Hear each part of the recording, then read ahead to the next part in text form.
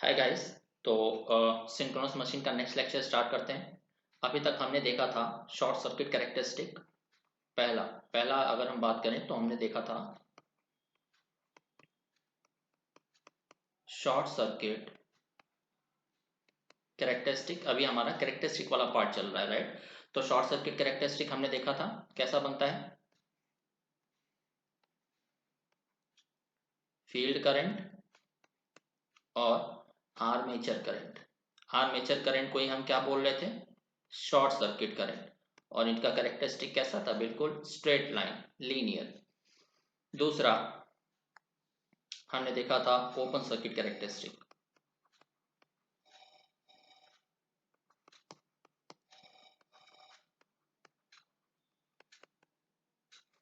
Open circuit characteristic, तो open circuit characteristic किसके किसके बीच में बन रहा था, याद करिए। ये बन रहा था फील्ड करंट और ओपन सर्किट आर्मेचर वोल्टेज के बीच में। और इसका जो प्लॉट था वो कुछ इस तरह का बन रहा था, मतलब एक वैल्यू पे आके जो प्लॉट है वो क्या हो रहा था, सेचुरेट हो रहा था। ये सेचुरेट हो गया। बट जो शॉर्ट सर्किट कैरेक्टरिस्टिक है वो क्या था, ऑल द टाइम लीनियर था, बिकॉज ऑफ वहां पे सेचुरेशन नहीं हो रहा था। और चलिए अब हम देखते हैं थर्ड कैरेक्टरिस्टिक क्या है। और इनके बारे में अगर और इन्फॉर्मेशन चाहिए आपको शॉर्ट सर्किट कैरेक्टरिस्टिक और ओपन सर्किट कैरेक्टरिस्टिक के बारे में, तो आप इससे पहले वाला I think 17th lecture follow कर सकते हो। अब थर्ड कैरेक्टरिस्टिक हम देखते हैं। थर्ड कैरेक्टरिस्टिक क्या है, जीरो पावर फैक्टर कैरेक्टरिस्टिक। तो हेडिंग डाल लीजिएगा। थर्ड कैरेक्टरिस्टिक है हमारी जीरो पावर फैक्टर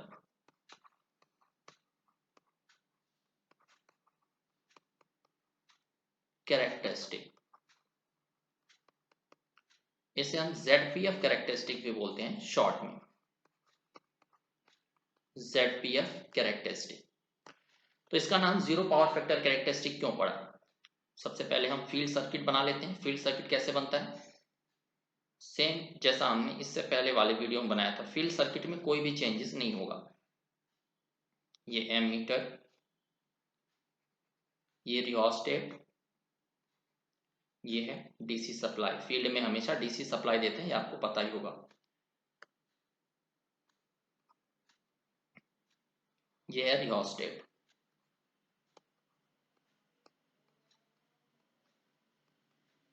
ये है एमीटर, ये है डीसी सप्लाई।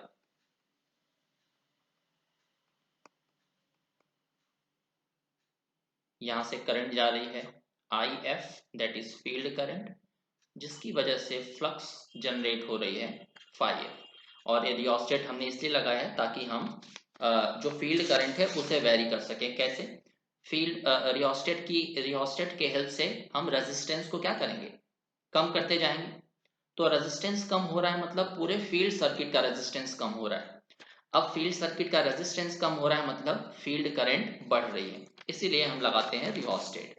आर्मेचर, सॉरी, ये जो एम मीटर है ए, इसे हमने क्यों लगाया है, इस एम मीटर को हमने लगाया ताकि वो फील्ड करंट को मेजर कर सके कि फील्ड करंट कितने एम्पियर का फ्लो हो रहा है। आई होप ये आपको समझ में आया होगा। अब ये है फील्ड सर्किट, तो इसको लिख लीजिएगा, फील्ड सर्किट।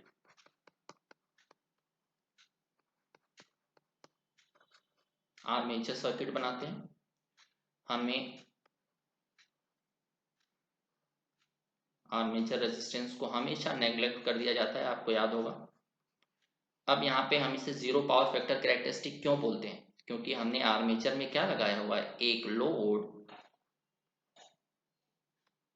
और ये लोड कैसा है, zero power factor lag, zero power factor lagging load है।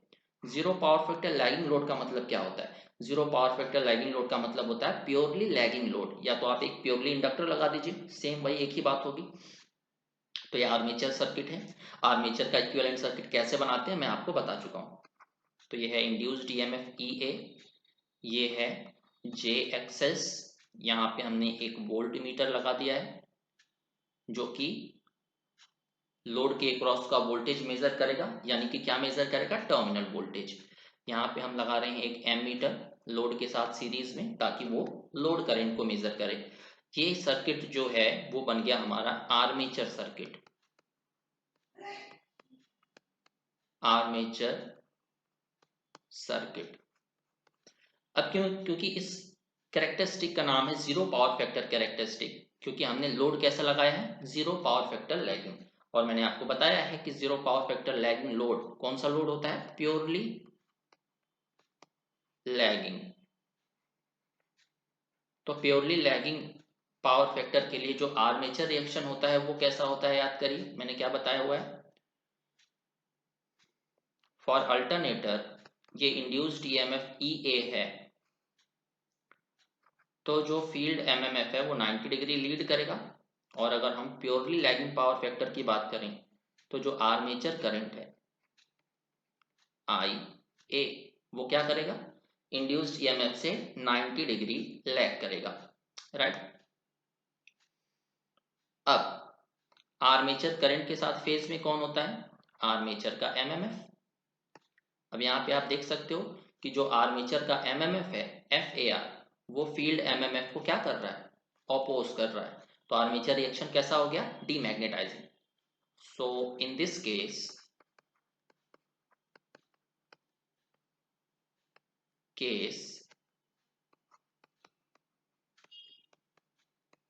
Armature reaction is demagnetising. Armature reaction कैसा होगा, डीमैग्नेटाइजिंग,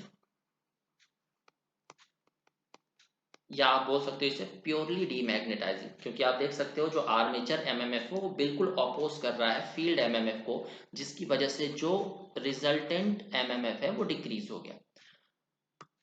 मतलब जो आर्मेचर फ्लक्स है वो फील्ड फ्लक्स को अपोज करेगी। तो आई होप यहाँ तक तो कोई प्रॉब्लम नहीं होना चाहिए, क्योंकि जीरो पावर फैक्टर में हमने क्या किया है, एक फील्ड सर्किट है जैसा कि हमने पहले देखा हुआ है, एक आर्मेचर सर्किट है। ओपन सर्किट कैरेक्टरिस्टिक में हमने क्या किया था, इस आर्मेचर टर्मिनल को ओपन रखा था। शॉर्ट सर्किट कैरेक्टरिस्टिक में हमने क्या किया था, आर्मेचर सर्किट या आर्मेचर टर्मिनल को शॉर्ट कर दिया था। ये जीरो पावर फैक्टर कैरेक्टरिस्टिक है। और हमने यहाँ पे एक लोड लगाया हुआ है, ना शॉर्ट किया है ना ओपन किया है, एक लोड लगाया है जो है zero power factor lagging nature का, और यानी कि प्योरली लैगिंग नेचर का। अब बात करते हैं zero power factor characteristic plot किसके किसके बीच में किया जाता है। तो जीरो पावर फैक्टर कैरेक्टरिस्टिक हमेशा प्लॉट किया जाता है फील्ड करंट और टर्मिनल वोल्टेज के बीच में। In this characteristic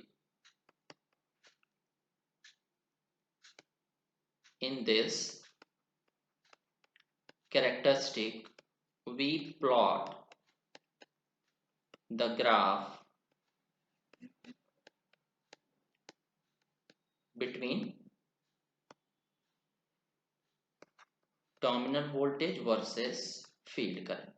terminal voltage versus field current का मतलब क्या है कि हम फील्ड करंट को बढ़ाएंगे और देखेंगे कि टर्मिनल वोल्टेज किस तरह से वेरी कर रहा है। बट इसके साथ एक कंडीशन है कि जो आर्मेचर करंट है वो क्या होना चाहिए, कांस्टेंट। आर्मेचर करंट को हमें कांस्टेंट रखना है, यानी कि हम आर्मेचर करंट को रेटेड रखेंगे। और ये हम कैसे करेंगे, आपने देखा होगा, इसीलिए हमने क्या किया है, जो लोड है उसे वेरिएबल रखा हुआ है, ताकि हम लोड को वेरी करके आर्मेचर करंट को कांस्टेंट रख पाए, क्योंकि यही इस कैरेक्टरिस्टिक की मेन कंडीशन है। करेक्ट, यहां तक आई होप आपको क्लियर होगा।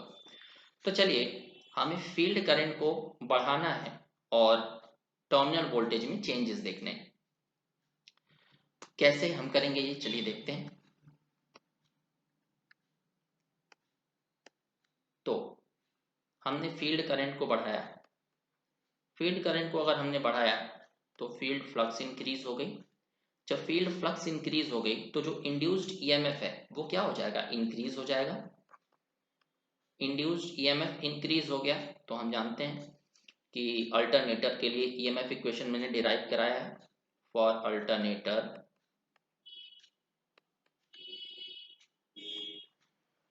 ईएमएफ इक्वेशन क्या होता है, E A is equal to V T plus I A Z S. तो V T is equal to क्या हो जाएगा, E A minus I A Z S. ये है इंड्यूस्ड ईएमएफ, वीटी है टर्मिनल वोल्टेज। तो अगर ई ए इंक्रीज हो रहा है तो वीटी भी इंक्रीज हो जाएगा। तो यहां से आप देख सकते हो ये इंक्रीज हुआ, मतलब इंड्यूस्ड ईएमएफ इंक्रीज हुआ, इसका मतलब है कि टर्मिनल वोल्टेज भी इंक्रीज हो जाएगा।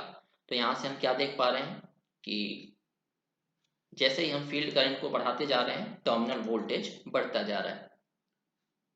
तो प्लॉट कैसा हो जाएगा इनके बीच का,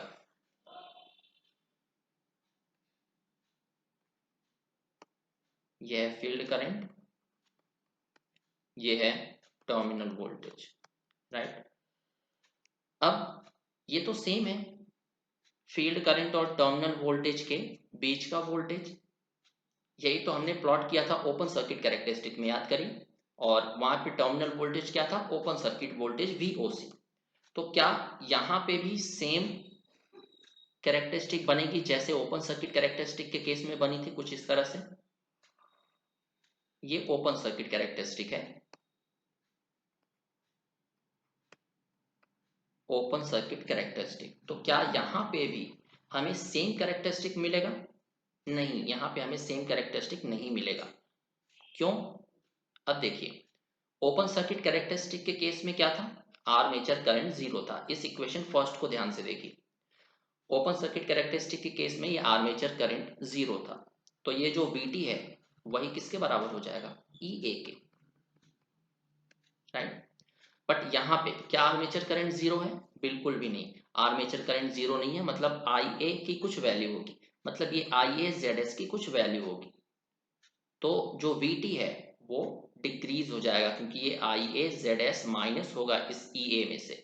तो ये जो कैरेक्टरिस्टिक है वो बनता है कुछ इस तरह से, थोड़ा सा डिक्रीमेंट हो जाएगा आगे जाके।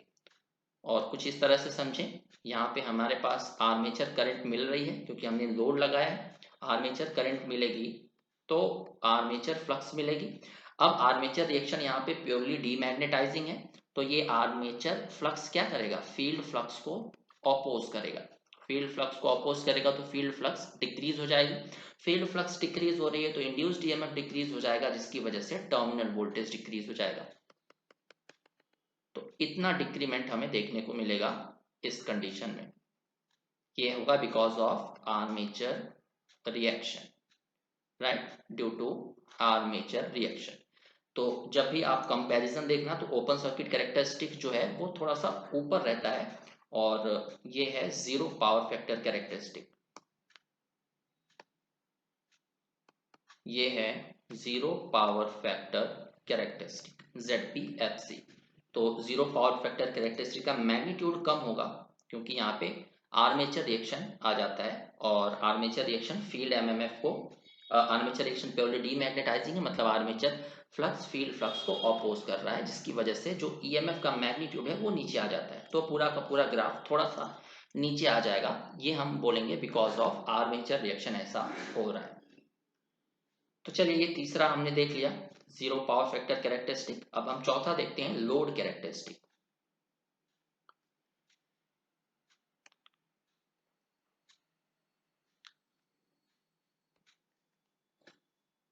फोर्थ है load characteristics.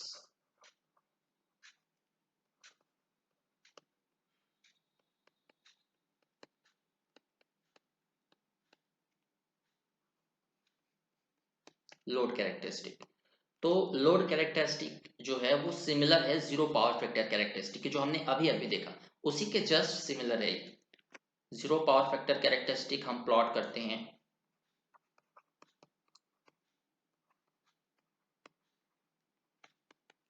this characteristic is plotted between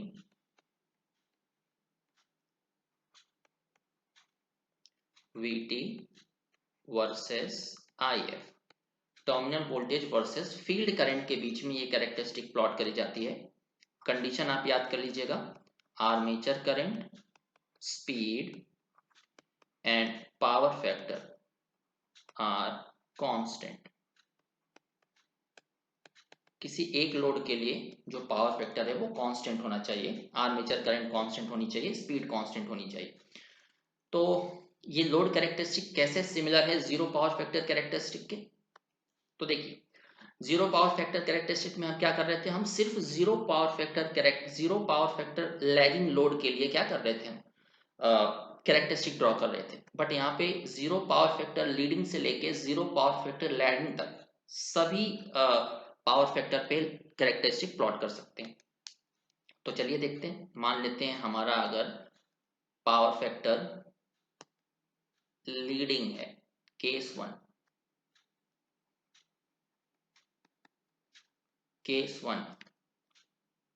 for leading power factor, for purely leading power factor. तो अल्टरनेटर के लिए जो आर्मेचर रिएक्शन होगा वो कैसा होगा बताइए, मैंने करवाया हुआ है। आर्मेचर रिएक्शन कैसा होगा, प्योरली मैग्नेटाइजिंग। प्योरली मैग्नेटाइजिंग का मतलब क्या होता है? प्योरली मैग्नेटाइजिंग का मतलब होता है जो रिजल्टेंट फ्लक्स होगी हमारी वो field flux plus armature flux से बनी होगी। इसका मतलब प्योरली मैग्नेटाइजिंग आर्मेचर रिएक्शन के केस में जो आर्मेचर की फ्लक्स है वो फील्ड फ्लक्स को क्या करती है, सपोर्ट करती है। तो जो रिजल्टेंट फ्लक्स होगी वो क्या हो जाएगी, दोनों फ्लक्स का सम। तो अगर फ्लक्स हमारी इंक्रीज हो रही है, आप देख रहे हो कि फील्ड फ्लक्स में आर्मेचर फ्लक्स ऐड हो रही है, मतलब ओवरऑल फ्लक्स क्या है, इंक्रीज हो गई, जिसकी वजह से इंड्यूस्ड ईएमएफ क्या हो गया, इंक्रीज हो गया। तो टर्मिनल वोल्टेज इंक्रीज हो गया। दूसरा case, case two, for purely lagging power factor. ये हमने देखा है अभी जीरो पावर फैक्टर कैरेक्टरिस्टिक में। For purely lagging power factor armature reaction कैसा होता है, प्योरली डीमैग्नेटाइजिंग।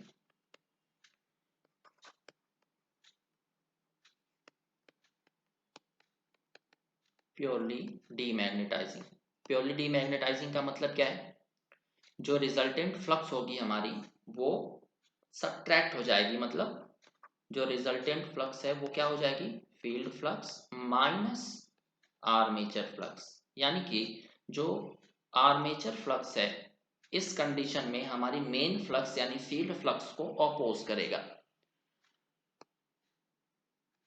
तो ओवरऑल फ्लक्स क्या हो जाएगी, डिक्रीज हो जाएगी।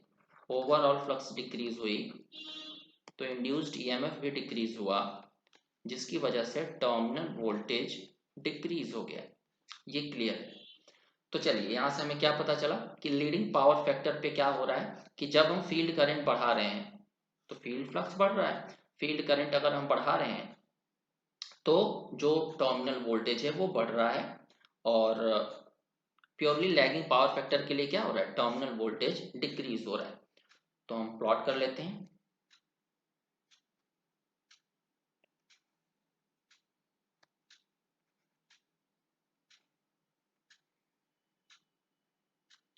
फील्ड करंट और यहाँ पे हम कर रहे हैं टर्मिनल वोल्टेज। तो लीडिंग पावर फैक्टर के लिए देखते हैं। लीडिंग पावर फैक्टर के लिए हम यहाँ पे जो रेसिडुअल मैग्नेटिज्म की वजह से ईएमएफ है यहाँ पे कंसीडर नहीं कर रहे हैं, राइट, तो उसे ध्यान रखिएगा। तो अब देखिए,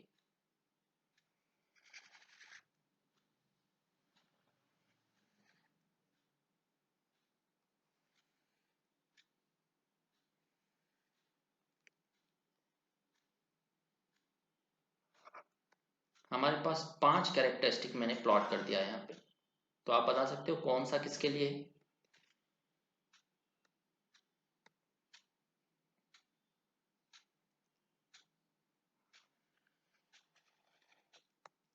तो ये है जीरो पावर फैक्टर लीडिंग के लिए, क्योंकि आप देख सकते हो लीडिंग में क्या है, जो आर्मेचर फ्लक्स है वो फील्ड फ्लक्स को सपोर्ट करेगी, जिसकी वजह से ओवरऑल वोल्टेज का मैग्नीट्यूड क्या होगा, हाई होगा। और तो सबसे नीचे वाला क्या होगा, zero power factor lagging, right. Lagging के केस में जो आर्मेचर फ्लक्स है वो फील्ड फ्लक्स को अपोज करेगी, टोटल वोल्टेज डिक्रीज हो जाएगा। तो अब अगर हम ऊपर की तरफ जाते जाते हैं तो ये हो जाएगा 0.8 लैग, ये हो जाएगा यूनिटी पावर फैक्टर, ये हो जाएगा zero power factor, sorry 0.8 lead. ये वाला जो ग्राफ है ये हो जाएगा 0.8 लीड, राइट। तो आप देख सकते हो बहुत सिंपल है। तो इसमें और जीरो पावर फैक्टर कैरेक्टरिस्टिक में डिफरेंस क्या था? उसमें जीरो पावर फैक्टर कैरेक्टरिस्टिक में जो लोड हमने लगाया था वो प्योरली लैगिंग का था, ZPF लैगिंग। बट यहाँ पे क्या है, हमने हर तरह का लोड लगाया हुआ है। तो आप देख सकते हो कैरेक्टरिस्टिक कैसे बिहेव कर रही है।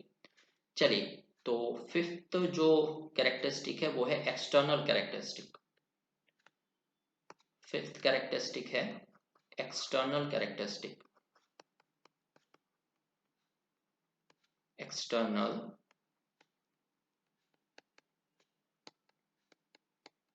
Characteristic.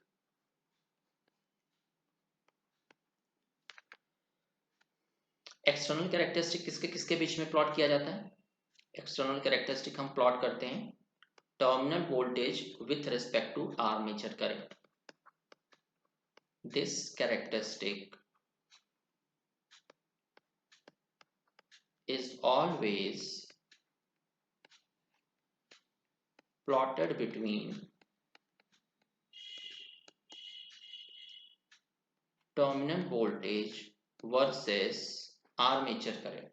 Terminal voltage versus armature current का मतलब क्या है? आर्मेचर करंट को हम बढ़ाएंगे और टर्मिनल वोल्टेज पे देखेंगे कि वो कैसा बिहेव कर रहा है, करेक्ट। और यहाँ पे कंडीशन क्या है? Field current must be constant. Field current को यहाँ पे कांस्टेंट रखना है। तो आप देख सकते हो कि बिल्कुल अलग कैरेक्टरिस्टिक है। अभी तक हम क्या कर रहे थे, फील्ड करंट को बढ़ा रहे थे और टर्मिनल वोल्टेज या आर्मेचर करंट में वेरिएशन देख रहे थे। एक्सटर्नल कैरेक्टरिस्टिक में जस्ट उल्टा हो गया, हम आर्मेचर करंट को बढ़ाएंगे और टर्मिनल वोल्टेज में देखेंगे वो कैसा बिहेव कर रहा है, जिस जिस दौरान हमारी फील्ड करंट कांस्टेंट होनी चाहिए। तो इसमें तीन केस बनते हैं। पहला case for lagging power factor, case one for lagging power factor,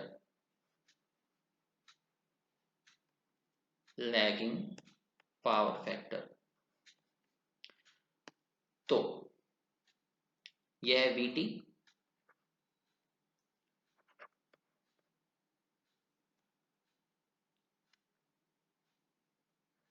ये है IA। प्लॉट अगर हम बनाते हैं अल्टरनेटर का तो EMF इक्वेशन क्या होता है? E is equal to VT plus IA XS, क्योंकि हमने रेजिस्टेंस को नेग्लेक्ट कर दिया।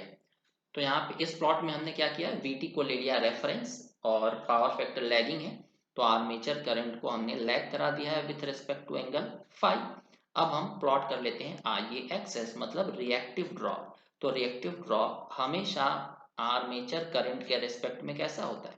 परपेंडिकुलर या 90 डिग्री। तो ये हो जाएगा IAXS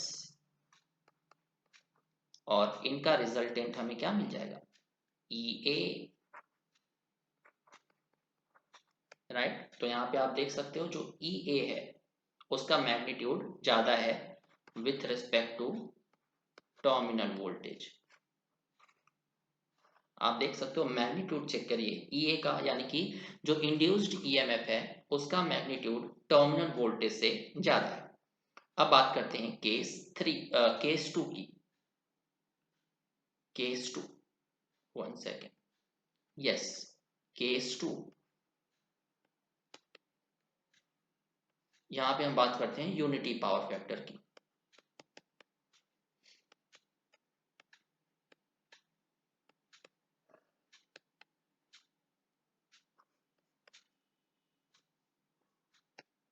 यूनिटी पावर फैक्टर, तो EMF इक्वेशन तो वही रहेगा हमारा, E is equal to VT plus IAXS। आप इसमें कंफ्यूज मत होइएगा कि ये एक्सेस कहाँ से आया, पहले तो हम ZS लिखते थे ZS क्या होता है, RA square plus XS square, यही तो होता है। अब हमने RA को नेग्लेक्ट कर दिया है, RA इज इक्वल टू 0, तो ZS is equal to XS। तो इसमें कंफ्यूज नहीं होना है, बहुत सिंपल सा कॉन्सेप्ट है। चलिए हम टर्मिनल वोल्टेज को ले लेते हैं रेफरेंस, आप कैसे भी ले सकते हो, हॉरिजॉन्टल वर्टिकल, उससे कोई फर्क नहीं पड़ेगा। तो ये है VT। यूनिटी पावर फैक्टर का मतलब क्या है, जो आर्मेचर करंट है वो इसके साथ फेज में रहेगी, IA drop just armature current के साथ परपेंडिकुलर IA एक्सेस, तो इनका जो रिजल्टेंट है हमें क्या दे देगा, EA। तो ये हमें दे देगा EA, क्योंकि terminal voltage plus IA XS को ऐड करने के बाद हमें EA मिला है, तो IA एक्सेस और IA का जो रिजल्टेंट है वो हमें EA मिल जाएगा। तो इस केस में मुझे बताइए किसका मैग्नीट्यूड ज़्यादा है, तो इस केस में भी जो EA है उसका मैग्नीट्यूड क्या है, ज़्यादा है with respect to VT, right. चलिए केस 3, कौन सा पावर फैक्टर बचा है हमारा, हमारा पावर फैक्टर बचा है leading power factor. Case 3,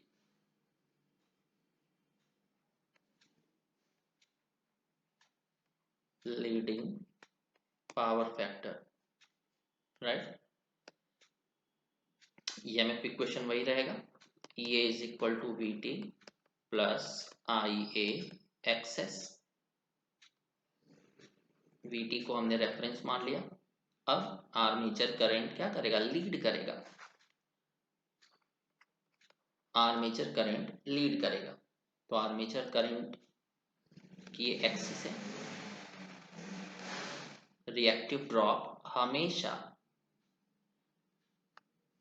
90 degree होता है, तो ये IA एक्सेस, IA एक्सेस और IA के बीच में आप देख सकते हो 90 डिग्री का एंगल बन रहा है, तो जो रिजल्टेंट है वो हमें क्या दे देगा, EA, ये हमें दे देगा इंड्यूस्ड EMF।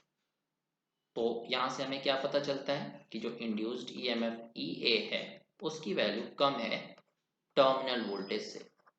तो अल्टरनेटर के केस में हमेशा याद रखिएगा यूनिटी पावर फैक्टर और लीडिंग पावर फैक्टर के लिए जो इंड्यूस्ड EMF है वो ज़्यादा होगा टर्मिनल वोल्टेज से, बस लीडिंग पावर फैक्टर में टर्मिनल वोल्टेज क्या हो जाएगा, ज़्यादा। अब सिक्स्थ कैरेक्टरिस्टिक हम देखते हैं, कंपाउंडिंग, ये सिक्स्थ और लास्ट कैरेक्टरिस्टिक है, कंपाउंडिंग कैरेक्टरिस्टिक।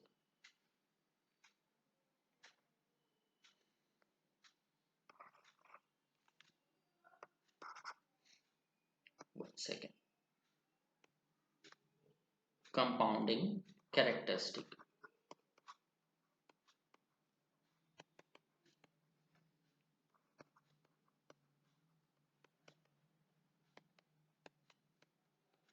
ये कैरेक्टरिस्टिक बिल्कुल यूनिक है। अब अगर क्वेश्चन आता है एग्जाम में कि कंपाउंडिंग कैरेक्टरिस्टिक किसके किसके बीच में प्लॉट करी जाती है, तो compounding characteristic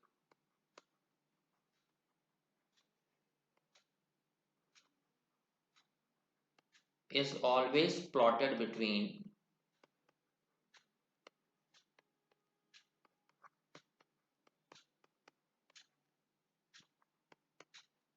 field current versus armature current, और इस दौरान जो टर्मिनल वोल्टेज है वो क्या होना चाहिए, कांस्टेंट, करेक्ट। तो चलिए मान लेते हैं हम आर्मेचर करंट को बढ़ा रहे हैं,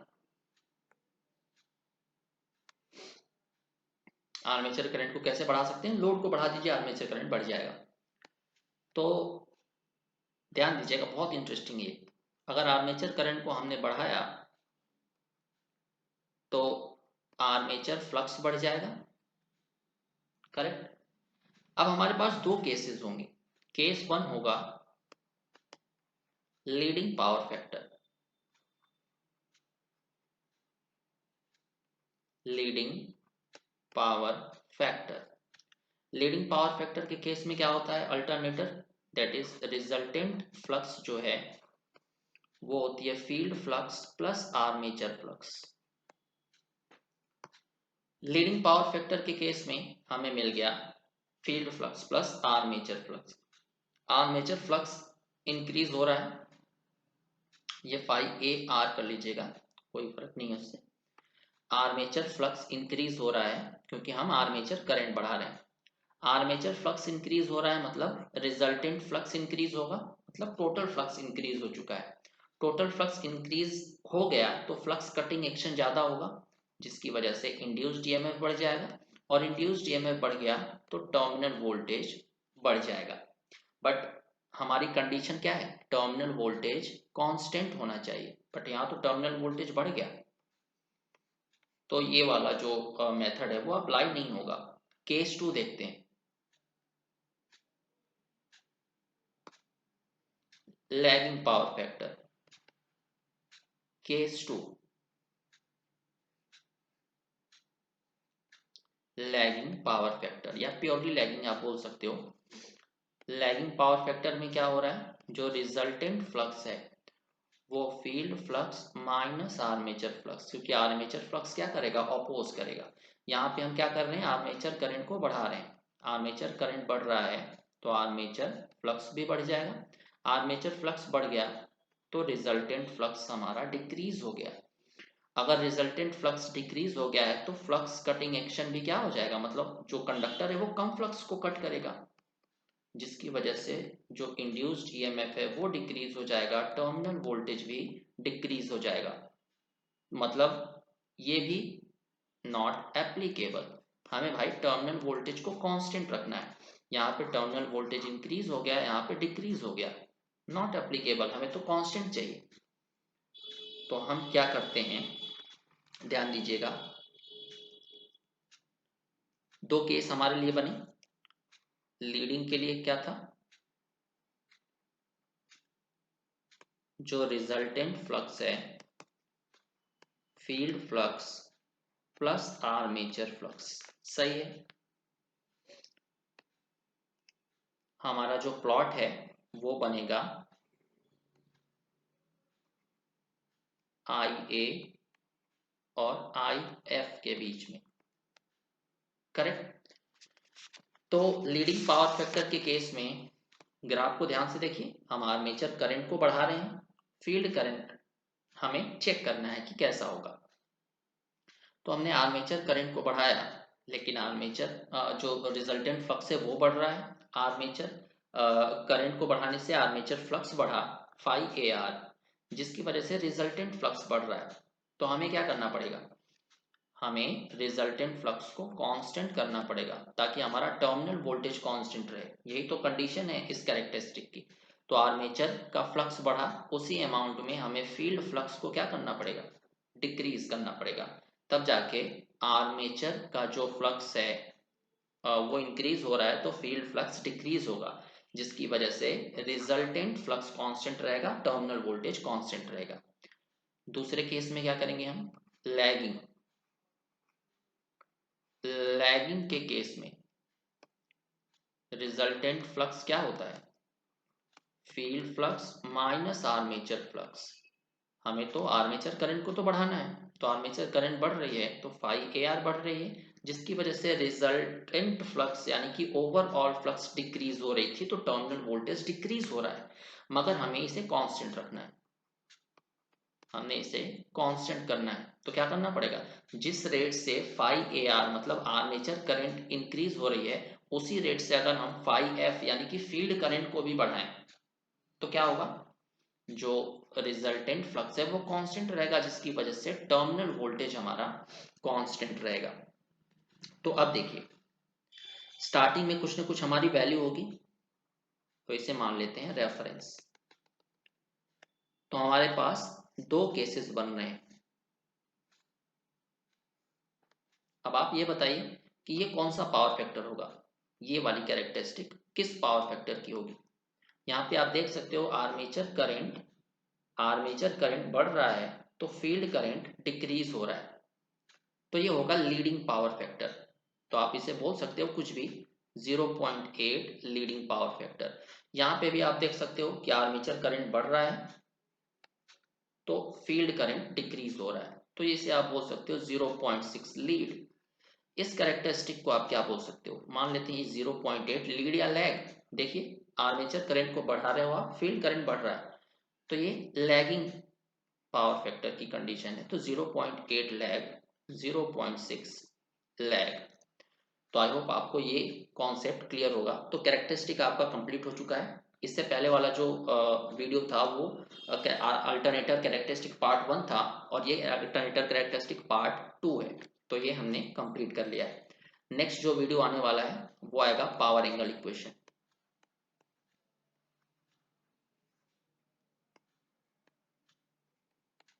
पावर एंगल इक्वेशन जो कि गेट और ईएससी के लिए बहुत इंपॉर्टेंट है।